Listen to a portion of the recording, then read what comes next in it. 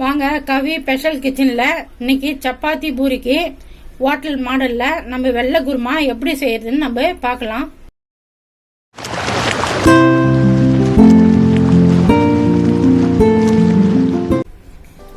உருளைக்கிழங்கு 100 கிராம் நான் தோல் சீவிட்டு கட் பண்ணி வச்சுக்கிறேன். 100 கிராம் தக்காளி, பீன்ஸ் 100 கிராம், கேரட் 100 கிராம், பட்டை 3 பட்டை, பிரிஞ்சி இலை 3 இலை, ஏலக்காய் 4 கிராம், ஒரு 8 கிராம், கடல மாவு 2 டீஸ்பூனு, எண்ணெய் சமையல் எண்ணெய் 100 மில்லி, தேங்காய் பத்தை ஒரு 10 பத்தை, அந்த கருப்பா பின்பக்கம் கருப்பா இருக்கும் அதை எடுத்துடணும்.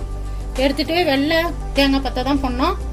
பாதாம் பருப்பு ஒரு 10, முந்திரி பருப்பு ஒரு 4, சோம்பு 2 டீஸ்பூனு, இஞ்சி பூண்டு பேஸ்ட் 2 டீஸ்பூனு, பச்சை பட்டாணி ஒரு 50 கிராம். பச்சை பட்டாணி நான் 2 மணி நேரம் ஊற வச்சு வேவிச்சு வச்சுக்கிறேன். வெங்காயம் 100 கிராம், ஒரு கைப்பிடி கொத்தமல்லி தழை, கைப்பிடி கருவேப்பிலை, பச்சை மிளகாய் ஒரு 6 பச்சை மிளகாய். எப்படி செய்யறதுன்னு பார்க்கலாம் வாங்க. நம்ம பேஸ்ட் அரைக்கிறதுக்கு 4 பச்சை மிளகாய், தேங்காய் பத்தை, சோம்பு 1 டீஸ்பூன் போட்டுக்கலாம், 1 டீஸ்பூன் தாளிக்க வச்சுக்கலாம், முந்திரி பாதாம் போட்டு அரைச்சிக்கலாம், கடல மாவு இதில் கொட்டிக்கலாம். இல்லை ஒரு ஏலக்காய் போடுறேன், 2 கிராம் போடுறேன், ஒரே ஒரு பட்டை போடுறேன். கொஞ்சமாக தண்ணி ஊற்றி நம்ம பேஸ்ட் அரைச்சின்னு வந்துடலாம். பேஸ்ட் அரைச்சோம், ரெடி ஆகி போச்சு. குருமா நம்ம தாளிச்சிக்கலாம் வாங்க. எண்ணெய் ஊற்றிக்கலாம், சமையல் எண்ணெய், சோம்பு 1 டீஸ்பூன் போட்டுக்கலாம், ஏலக்காய் 3 போடுறேன், பட்டை 2 போட்டுக்கலாம், கிராம் 4 போட்டுக்கலாம், பிரிஞ்சி இலை 3 போட்டுக்கலாம், வெங்காயம் போட்டுக்கலாம்,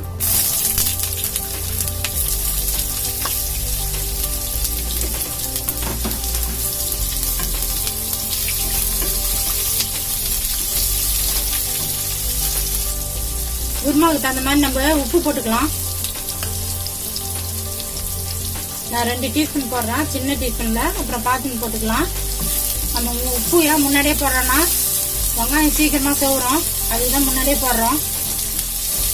வெங்காயம் ஒரு கண்ணாடி பதம் வந்தா போதும்.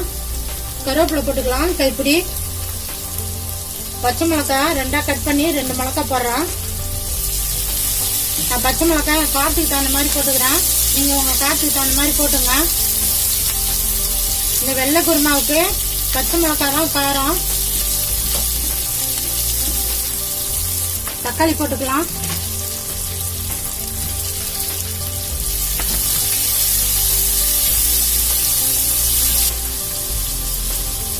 பீன்ஸ் கேரட் நம்ம போட்டுக்கலாம், உருளைக்கிழங்கு போட்டுக்கலாம்.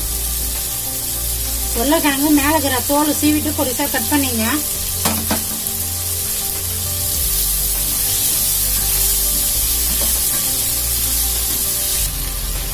இஞ்சி பூண்டு பேஸ்ட் நம்ம போட்டுக்கலாம்.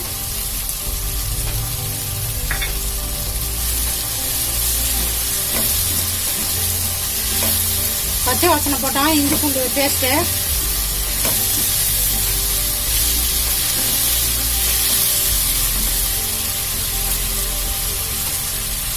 பட்டாணி போட்டுக்கலாம்,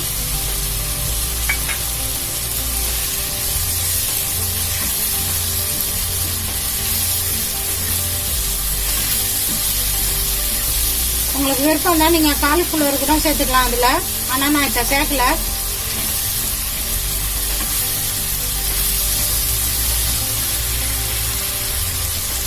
நம்ம பேஸ்ட் அரைச்சி வச்சிருந்தோம், அந்த பேஸ்ட் ஊற்றிக்கலாம்.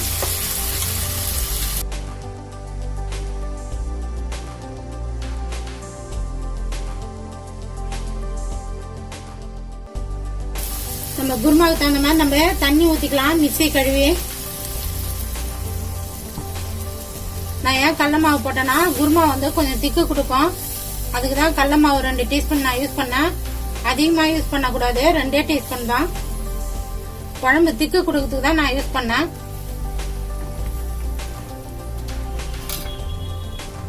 நம்ம குருமாவுக்கு தகுந்த மாதிரி தண்ணி ஊற்றியாச்சு. நல்லா காயெல்லாம் நல்லா வேகட்டும். நம்ம ஒரு மூடி போட்டு மூடிடலாம். நம்ம வெள்ளை குருமா ரெடி பண்ணோம்.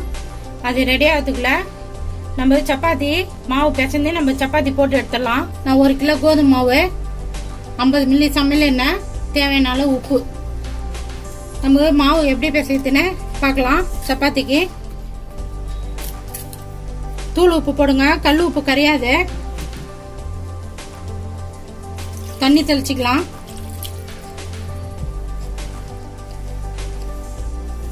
மாவு பிசைந்துக்கலாம். கொஞ்சம் கொஞ்சமா தண்ணி தெளிச்சு மாவு பிசையணும். தண்ணி அப்படியே ஊத்திடக்கூடாது. மேல கொஞ்சம் எண்ணெய் ஊத்திக்கலாம்.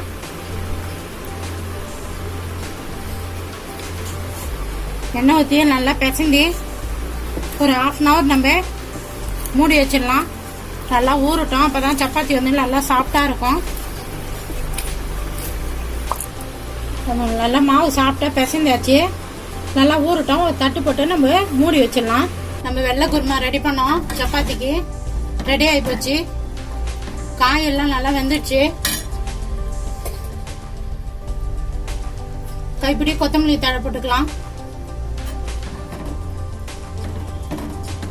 ரெடி ஆகி போச்சு. நம்ம இறக்கலாம். இப்ப நம்ம சப்பாத்தி மாவு பிசைஞ்சு வச்சிருந்தோம்.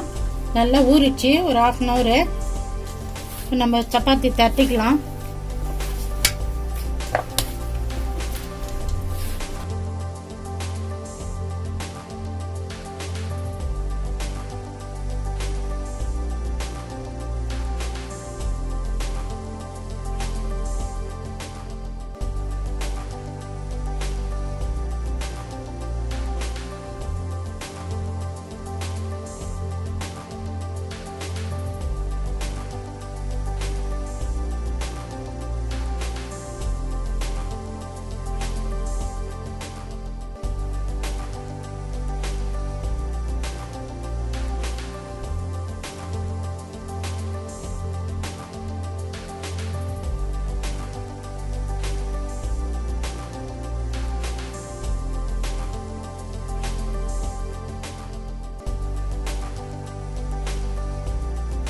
கவி ஸ்பெஷல் கிச்சன்ல இன்னைக்கு நம்ம சப்பாத்தி போட்டு வெள்ளை குருமா செஞ்சோம். ரெடி ஆகி போச்சு. நான் எப்படி செஞ்சேனோ அந்த மாதிரி செஞ்சு பார்த்துட்டு எப்படி இருக்குதுன்னு எனக்கு கமெண்ட் பண்ணுங்க. எனக்கு சப்போர்ட் பண்ணுங்க. இந்த வீடியோ பிடிச்சிருந்தா லைக் பண்ணுங்க, ஷேர் பண்ணுங்க, சப்ஸ்கிரைப் பண்ணுங்க.